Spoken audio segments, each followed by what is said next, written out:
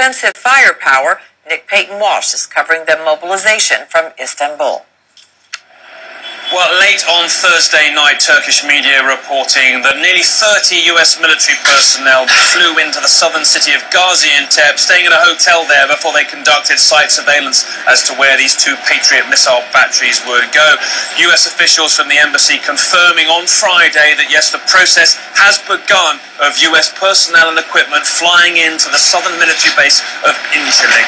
This, of course, is part of the US contribution to NATO's response to Turkey asking for extra defensive help along that very volatile border with Syria. Holland and Germany also expected to both contribute to Patriot missile batteries and hundreds of troops to support that particular deployment.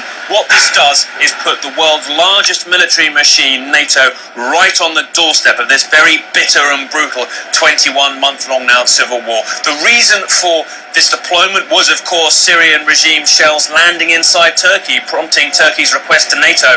That tension has died down, but what has changed is the escalation in the conflict. Rebels are certainly on the ascendant in the north, pressing down hard on Friday on a helicopter base called Taftanaz, which they're trying to take to stop the regime's ability to project air power across the north.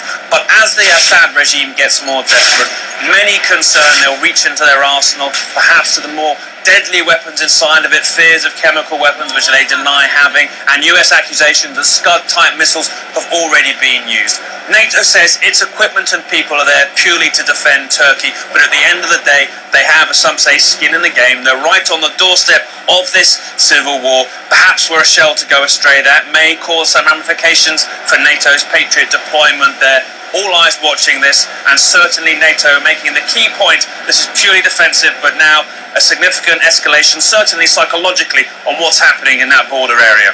Nick Payton-Walsh, CNN, Istanbul.